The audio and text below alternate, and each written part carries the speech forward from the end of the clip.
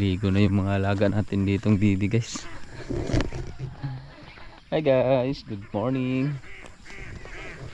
Ito tayo sa ano natin, mga alagang bibi. Bababain na muna natin para makaligo.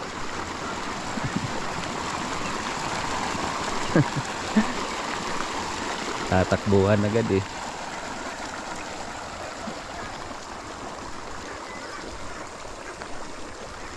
Para makakain ng kuhol. Medyo inurong namin konti dito kahapon yung bakod kasi panay na ang butas. Binubutasan ng mga hayop na nakakapasok. Yun o, inayos namin kahapon ni John Paul. Laki ng sira. Pinapasok kasi ng mga kalabaw. Yan, nabubutas. Kanina may nakapasok na nga naman 3. Mga anak ng kalabaw pumapasok para maligo dito sa tubig na pinatubigan nating palayan. Saka sinarado din namin yung mga butas doon para hindi makagala ng malayo yung ano natin. Minsan kasi pumupunta na doon sa sapa, makababa. Hindi na makabalik. Okay na sana kung may makita agad natin paano kung doon tayo sa loob ng bahay. Hindi mapansin, maghahanap pa tayo sa natin nahanapin pag nakababa na yan.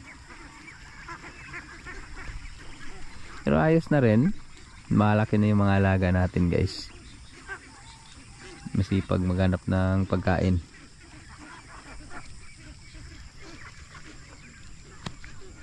So, hindi na tayo mamroblema niyan sa pagkain pag naglilinis na dito sa palayan.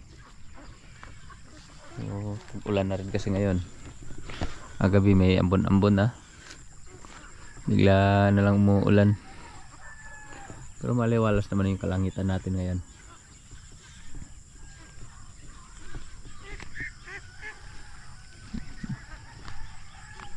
Yung mga maliliit pinapakawalan ko na rin doon sa kubo. Ayaw sumama sa mga malalaki. Natatakot din kasi yung may nakasamang mga maliliit tinitira naman ng uwak. Minsan kasi may uwak na napapadaan dito, dinadali nila yung mga maliliit na bibi. May na ano ngang isa, kawawa, pinutulan ng ulo ng uwak. Sayang din, yung malaki na sana. Minsan may mga aso na nag-aaligid. Pumapasok din yung aso. Tatakot din yung mga alaga natin. Kaya kailangan bantayan din. Yung mga maliliit natin doon. Gala-gala na rin sa labas. Hindi naman sila nagkakalayo na ngayon sa ano, sa mga malalaki natin. Tumubo na rin yung mga ano natin eh, mga maliliit dito. Nakikipagsabayan na rin sa mga malalaki. You know?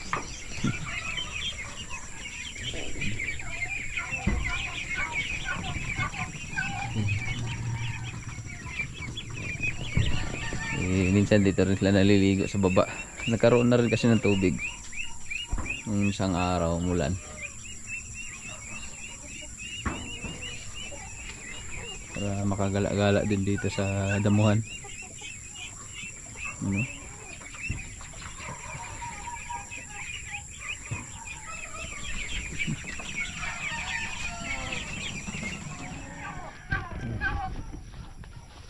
Tingnan na muna natin to mga alaga nating manok dito guys.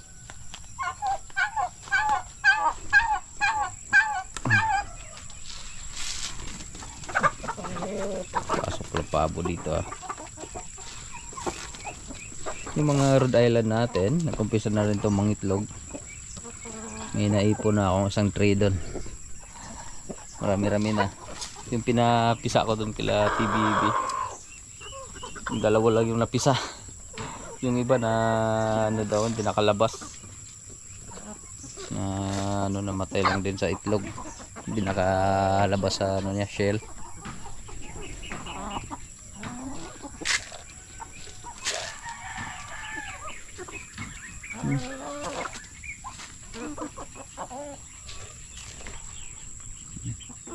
Open ko muna yung pre-range natin para malawak yung ano nila, malalakaran, yung paggalaan.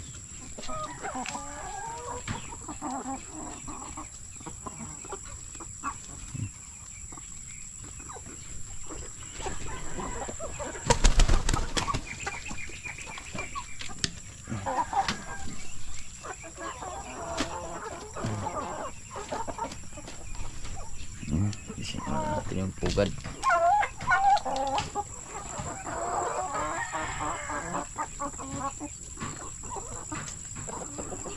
Yung pabo malapit na rin itong mga itlog guys.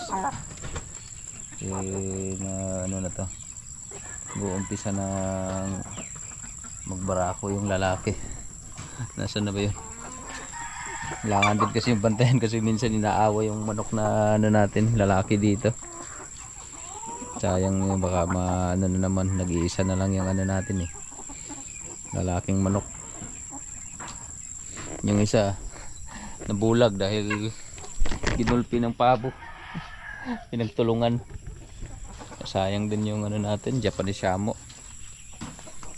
Pang broodcock pa naman natin yun dito sa ano, dali pa ng pabo.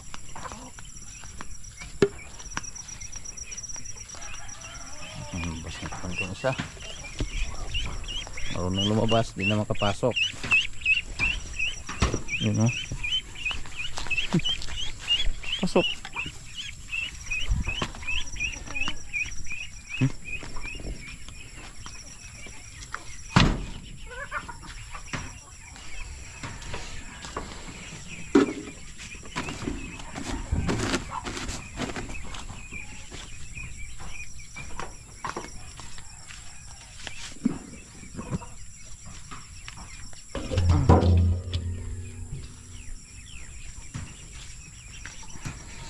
Mamaya may ano pala ngayon, mamaya dito sa ano namin, family reunion. Mamaya ang tanghali pa naman siguro yun. Busy na dun sa ano, pag-asikaso sa mga handa. Bigyan ko lang ito ng pagkain.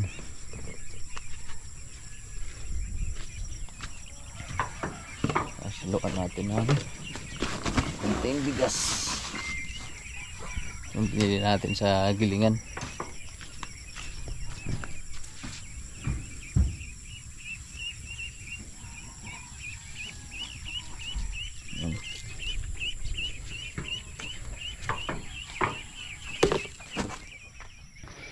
Yun naman tayo guys, mag-asikaso na naman tayo dun sa 4 na bibi dun. Tulog pa naman mag ano na muna ako at magsaing tsaka magluto ng ano, agahan. Maglipit na rin dun sa mga kalat.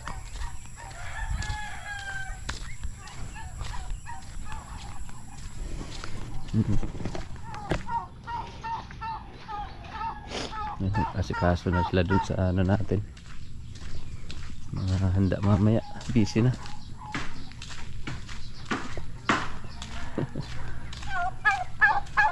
Pabo natin.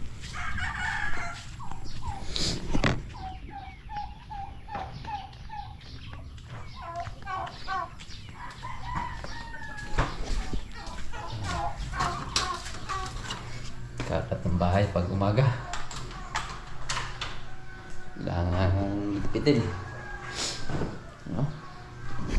Laruan pinagkakalat ni Kalib.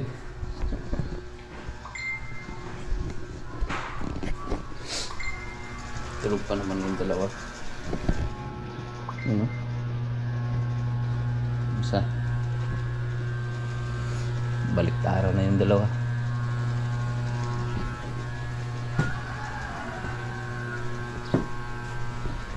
May dinosaur. Ganun din kahit iligpit natin, mamaya kalat na naman. Lagyan lang natin dito sa ibabaw.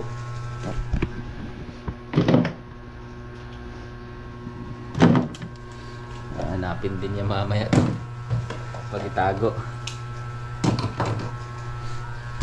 Ano lang natin. Ay.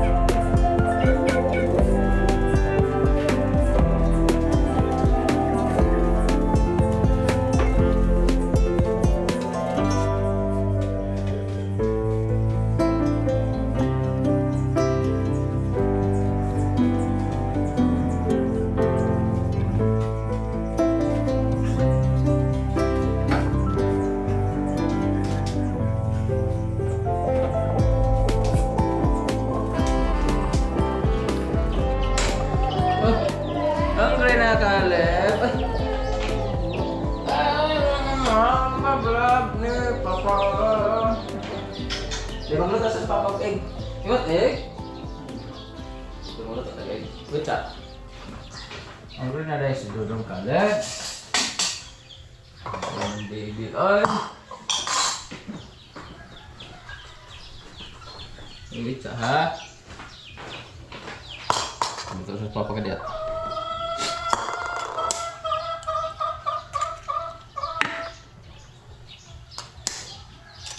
Dati kami dong, ako na wake up.